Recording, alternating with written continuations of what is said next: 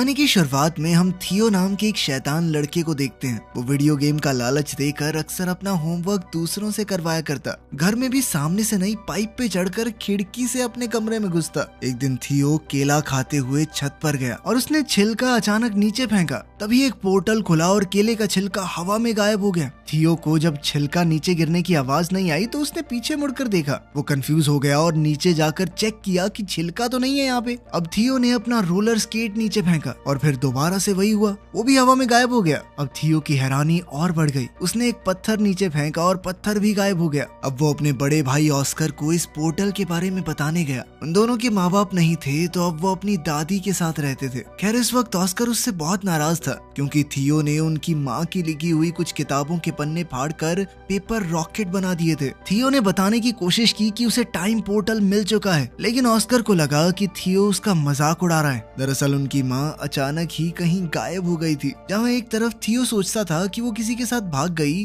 वहीं ऑस्कर का मानना है कि वो एक काबिल साइंटिस्ट है जो कि टाइम पोर्टल्स को ढूंढ रही थी और शायद अब किसी और समय में फंस चुकी हैं। वो उनकी रिसर्च को समझकर अपनी माँ को वापस लाना चाहता था। अब दोनों भाइयों में लड़ाई बढ़ती जा रही थी। इसी बीच दादी ने उन्हें कुछ खाने के लिए बुला लिया। दादी के आगे वो दोनों शांत रहे, लेकिन दादी के जाते ही दोबारा बहस शुरू हो गई। ऑस्कर ने गुस्से में थियो को एक आधी गाली बक दी, जिसके बाद थियो ने गुस्से में ऑस्कर का टर्टल पोर्टल में फेंक दिया। ऑस्कर बेचैन होकर हर जगह अपने प्यारे टर्टल को ढूंढने लगा, जिसके ना मिलने पर ऑस्कर ने हर जगह अपने टर्टल की मिसिंग पोस्टर्स लगाए। ऑस्कर उस टर्टल के बहुत करीब था। वो उससे अलग होकर बस रोता रहता। जल्द ही थियो को अपनी गलती का एहसास हुआ और उसने सब कुछ ठीक करने के लिए पोर्टल में कूदने का सोचा। पोर्टल में कूदते ही थियो भी वहां पहुंच गया जहां सब कुछ पड़ा था जो उसने पोर्टल में फेंका था। टर्टल भी वहीं पर था। थियो टर्टल को लेकर घर चला गया और वापस वहीं रख दिया, जिसके बाद वो चुपचाप सो गया। लेकिन अगली सुबह कुछ बहुत अजीब हुआ। थियो अभी सो ही रहा था, लेकिन ऑस्कर काम के लिए तैयार हो गया। अब ऑस्कर की उम्र काफी बढ़ चुकी थी।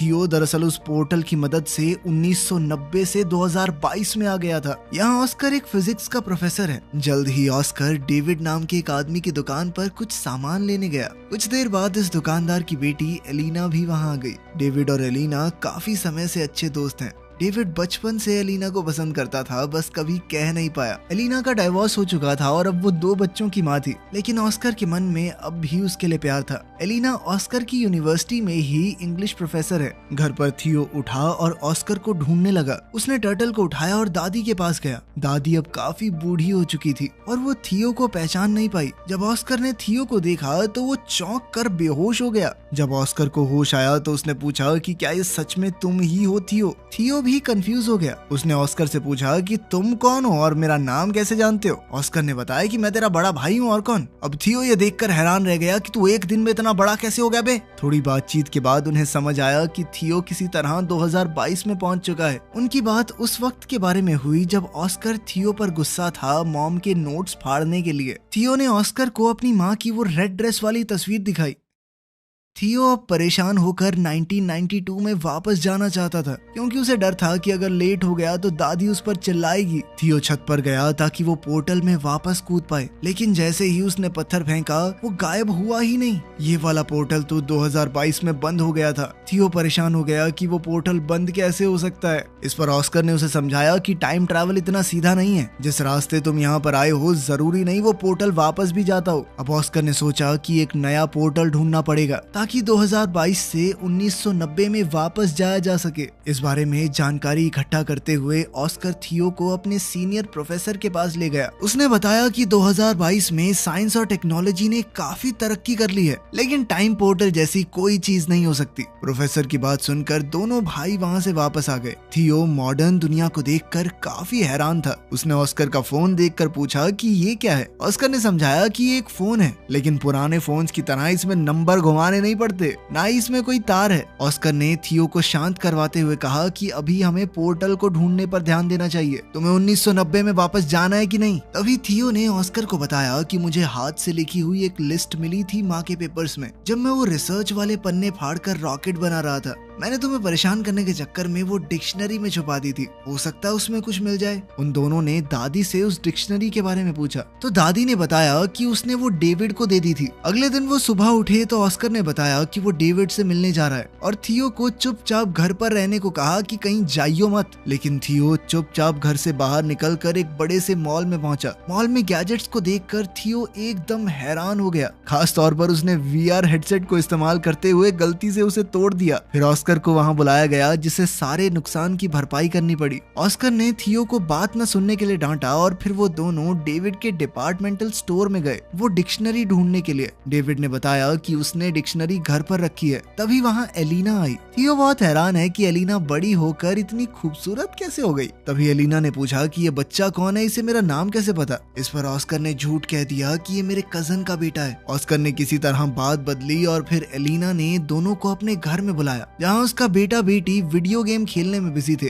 थियो इन वीडियो गेम्स को देखकर बहुत इम्प्रेस हो गया और एलिना के बेटे जेन के साथ खेलने लगा। ऑस्कर को वो लिस्ट डिक्शनरी में मिल गई तो उसने थियो से कहा कि अब घर चलने का वक्त हो गया है। लेकिन थियो को वीडियो गेम खेलने में इतना मजा आ रहा था तो एलिना ने कहा कि थोड़ी देर खेलने दो इसे, मैं इसे खुद तुम्हारे घर छोड़ने आ जाऊंगी। लेकिन खेलते हुए एलिना के बच्चों ने थियो का मजाक उड़ाना शुरू कर दिया क्योंकि उसे आज के वीडियो गेम्स का कोई आइडिया ही नहीं था। ये लोग तो टाइम भी एलेक्सा से पूछते हैं। वापस जाकर थियो और ऑस्कर काम पर लग गए। छत पर जाकर ऑस्कर ने बताया कि लिस्ट में अलग अलग पोर्टल्स की जगह बता रखी है। इन दोनों ने बताई हुई जगहों पर चीजें फेंककर टाइम पोर्टल्स को ढूंढने की कोशिश की लेकिन कुछ नहीं मिला। ऑस्कर को लगा उसने कैलकुलेशंस में कुछ गलती की है और वो दोबारा से कैलकुलेशंस करने लग गया। इस दौरान थियो उससे पूछने लगा कि तुम हमेशा अकेले क्यों रहते हो और कोई दोस्त वगैरह नहीं है तुम्हारा, और खासकर एलिना को अपनी फीलिंग्स क्यों नहीं बताई आज तक। ऑस्कर ने कैलकुलेशंस करते हुए जवाब दिया कि भले ही एलिना का डिवोर्स हो गया है लेकिन मुझे नहीं लगता हमारे बीच में बात बन सकती है। बिना ऑस्कर को बताए थियो ने ऑस्कर के फोन से मैसेज करके डेविड, एलिना और एलिना के बच्चों को घर पर डिनर के लिए बुला लिया। जब ये लोग दरवाजे पर आए तो ऑस्कर सबको देखकर चौंक गया। थियो ने बताया कि मैंने सबको फोन करके बताया और ऑस्कर उसकी शैतानी समझ गया। उनकी इस मुलाकात में ऑस्कर और एलिना एक दूसरे के करीब आ गए और अगले दिन एलिना थियो को शॉपिंग भी करवाने ले गई, उसे नए कपड़े दिलवाने। ट्रायल रूम में थियो हमेशा की तरह फुटबॉल की मजाकिया कमेंट्री कर रहा था। उसकी ये हरकत एलिना को याद आ गई और वो पहचान गई कि ये ऑस्कर का छोटा भाई थियो है। उसने थियो को गले लगाया और पूछा कि इतने साल गायब होने के बाद भी तुम्हारी उम्र क्यों नहीं बढ़ी। थियो ने बताया कि मैं एक टाइम पोर्टल में कूद गया था जिसकी मदद से वो सीधा 1990 से यहाँ पहुंच गया 2022 में। एलिना को विश्वास तो नहीं हो रहा था लेकिन उसके सामने जीता जागता सबूत था। एलिना ने कंफर्म करने के लिए ऑस्कर से पूछा। ऑस्कर ने पत्थर को छत से नीचे फेंका और इस बार पत्थर उछलकर ऊपर आ गया जिससे पता चला कि टाइम पोर्टल वहाँ है। ऑस्कर ने समझाया कि टाइम पोर्टल 3 तरह के होते हैं। पहली तरह के पोर्टल से सीधा ट्रैवल किया जा सकता है एक समय से दूसरे समय में। दूसरी जगह का पोर्टल पता नहीं आपको कहाँ ले जाकर पटक दे। और तीसरी तरह का पोर्टल बहुत खतरनाक होता है क्योंकि वहाँ से बाहर नहीं निकला जा सकता। थियो पहली तरह के पोर्टल का इस्तेमाल करके 2022 में पहुंचा है और अब उन्हें सही पोर्टल ढूंढना होगा जिससे थियो को वापस 1990 में भेजा जा सके। अब इन लोगों ने रोजाना रिसर्च करना शुरू कर दिया और एलिना का रोज वहां आना ऑस्कर को अच्छा लगने लगा। वो अकेले में खुशी से नाचने लगा। अब दोनों ने मिलकर सही पोर्टल ढूंढना शुरू किया। एलिना थियो को वापस 1990 में भेजकर कुछ ज्यादा खुश नहीं थी क्योंकि बीते हुए कल को बदलने से शायद उनका फ्यूचर भी बदल जाए। हो सकता है उसके बच्चे कभी पैदा ही ना हो। वो अपने बच्चों से बहुत प्यार करती थी लेकिन ऑस्कर ने उसे वादा किया कि थियो के वापस जाने से तुम्हारी जिंदगी पर कोई असर नहीं होगा। वो पूरी कोशिश करेगा कि एलेना की जिंदगी के साथ कोई छेड़छाड़ ना हो। अब वो लोग सोच में पड़ गए कि किस तरह ऐसा कुछ किया जाए कि दोनों टाइमलाइन जैसी हैं वैसी ही रहें। अब थियो ने दिमाग लगाया और अपनी माँ के लिखे हुए कोऑर्डिनेट्स को क्रैक करने के लिए उसने एलेना के बच्चों की मदद ली क्योंकि अगर वो उनकी मदद से बीते हुए कल में जाएगा तो ये पक्का हो जाएगा कि वो फ्यूचर में पैदा होंगे क्योंकि अगर वो ना होते तो वो कभी पास्ट में पहुंच ही ना पाता। अब तीनों ने मैप का इस्तेमाल करके एक बीच का रास्ता ढूंढा जो थियो के हिसाब से एक टाइम पोर्टल है। उसकी मदद से वो 1990 में वापस जा सकता है। एक्साइटेड होकर थियो ने बीच के पानी में छलांग लगा दी और ना चाहते हुए भी ब्रांडा और नेथन को उसके साथ कूदना पड़ा। किनारे पर पहुंचते ही वो सब हैरान रह गए क्योंकि वो शहर जहाँ से वो आए थे वहाँ अब सिर्फ पहाड़ थे, जिससे ये पता चला कि अभी वहाँ पर शहर बसा ही नहीं है। मतलब वो पास्ट में तो पहुंच चुके थे लेकिन बदकिस्मती से 1990 की बजाय बजाय ये लोग और भी पीछे 1949 में आ चुके हैं। अब एक अनजान जगह पर फंसे हुए वो तीनों ये समझने की कोशिश कर रहे थे कि आखिर उनके साथ हुआ क्या। दरअसल इन तीनों ने दूसरी तरह के पोर्टल का इस्तेमाल किया था जो उन्हें किसी भी रैंडम समय में पहुंचा देता है। वहीं 2022 में परेशान एलेना ने ऑस्कर को फोन करके बताया कि थियो और दोनों बच्चे गायब हैं। ऑस्कर ने बताया कि शायद उन्हें 1990 वाला पोर्टल मिल गया है और अब ऑस्कर और एलेना को भी उन्हें वापस लाने के लिए वहां जाना होगा। 1949 में इन तीनों के पास ना तो पैसे हैं, यहाँ पर उनका फोन भी काम नहीं कर रहा और तो और अब तीनों बच्चे भूख से भी परेशान थे। तभी ब्रेंडा और नेथन ने दिमाग लगाया कि हम अपने गैजेट्स का इस्तेमाल करके एक mind reading magic show perform कर सकते हैं। नेथन थोड़ा दूरी पर बैठ गया और ब्रेंडा ने अपनी आंखें बंद कर ली। थियो एक बोर्ड पर नाम लिखकर सामने खड़ा हो गया। अब वायरलेस ईयरफोन्स का इस्तेमाल करके नेथन ने नाम पढ़कर ब्रेंडा को बताया और लोगों को लगा कि ये जादू है। लड़की बिना देखे नाम कैसे बता रही है, इसके पास जरूर कोई शक्तियां हैं। ऑडियंस बहुत खुश हुई और सब तालियां बजाने लगे। इससे उनके पास पैसे तो आ गए, लेकिन जल्द ही पुलिस ने ये सब देख लिया। पब्लिक में बिना परमिशन ऐसा कुछ काम करने की मनाही थी। थियो ने जैसे ही पुलिस को आते देखा, उसने अपने साथियों को वहाँ से भागने का इशारा किया और तीनों तुरंत वहाँ से निकल गए। भागते हुए एक अनजान आदमी ने इन तीनों को किडनैप कर लिया और किसी अनजान जगह पर ले गया, जिससे अब इन बच्चों की जान पहले से और भी ज्यादा खतरे में थी। उधर 2022 में थियो और एलेना को 1990 के पोर्टल की एंट्री मिल गई। दोनों ने हाथ पकड़े और पोर्टल में कूद गए। एलेना सच में टाइम ट्रैवल करके ऐसा महसूस कर रही थी मानो सपना देख रही हो। 1990 में थियो के मिसिंग पोस्टर हर जगह लगे हुए थे। 1949 में बच्चों को किडनैप करके वो आदमी एक ऐसी गैंग के पास ले आया जो सरकार के विरुद्ध थी। गैंग के लीडर ने पूछा कि इन बच्चों को यहाँ क्यों ले आए, तो इस आदमी ने बताया कि ये बच्चे गैंग का सीक्रेट कोड जानते हैं। थियो ने कंफ्यूजन में पूछा कि कौन सा सीक्रेट कोड वर्ड। उस आदमी ने बताया कि जो सीटी की आवाज थियो ने पुलिस से भागने के लिए निकाली थी वो इस गैंग का कोड वर्ड है। ये सीटी थियो को उसकी दादी ने सिखाई थी। तभी गैंग की एक जवान औरत वहाँ आई। ये थियो की दादी है। जब वो जवान थी, थियो को पता चला कि उसकी दादी कभी इस गैंग की मेंबर थी। यहीं से उन्होंने वो सीटी बजानी सीखी है और उनसे थियो ने किसी को बताया नहीं कि ये उसकी दादी है, क्योंकि सब उसे पागल समझते। लेकिन वो इस औरत के गले लग गया। ये गैंग गवर्नमेंट के खिलाफ है, लेकिन लोगों की भलाई के लिए काम करती है और उनका इन बच्चों को कोई नुकसान पहुंचाने का इरादा नहीं था। इसीलिए वो तीनों अभी के लिए वहाँ सेफ हैं। दूसरी तरफ 1990 में ऑस्कर और एलेना बच्चों को ऑस्कर के घर में ढूंढ रहे थे, लेकिन वहाँ तो कोई भी नहीं था। अचानक उन्हें किसी की आवाज आई और दोनों कबर्ड में छुप गए। ये छोटा ऑस्कर है जो थियो के खो जाने के दुख में रो रहा है। फ्यूचर से आए ऑस्कर को ये देखकर बहुत दुख हुआ। 1949 में तीनों बच्चे उस गैंग के रहन सहन में ढलने शुरू हो गए थे, क्योंकि उन्हें लग रहा था कि वो जिस पोर्टल से यहाँ आए हैं वापस नहीं जा सकते। थियो की जवान दादी भी उनके साथ है, इसलिए थियो को ढलने में ज्यादा मुश्किल नहीं हो रही थी। थियो ने मौका देखकर अपनी दादी से कहा कि हमारे साथ एक फोटो ले लो और साथ ही अपनी दादी से कहा कि इस फोटो को हमेशा संभाल कर रखना। जब आप बूढ़े हो जाओगे तब भी इसे फ्रेम करवा के रखना। इससे साल 1990 में दादी के फोटो फ्रेम में अचानक चेंज आ गया। अब इस फोटो में थियो, ब्रेंडा और नेथन भी दादी के साथ हैं। थियो ने 1949 में इस फोटो के पीछे टाइम पोर्टल के कोऑर्डिनेट्स भी लिख दिए, जिससे 1990 में मौजूद ऑस्कर और एलेना को उसे ढूंढने में मदद मिल जाए। अब ऑस्कर और एलेना को लगा कि उन्हें वापस 2022 में जाना होगा ताकि वो सही पोर्टल से 1949 में पहुंच सकें और तीनों बच्चों को बचाकर वापस ला सकें। एक बार 1949 में पहुंच गए तो सब लोग 2022 में जाएंगे और वहां से थियो को 1990 में वापस भेज देंगे। ऑस्कर और एलेना पहले 2022 में वापस गए और थियो के दिए हुए कोऑर्डिनेट्स का इस्तेमाल करके 1949 में पहुंचे। वहां थियो ने दादी की गैंग के मेंबर्स को बताया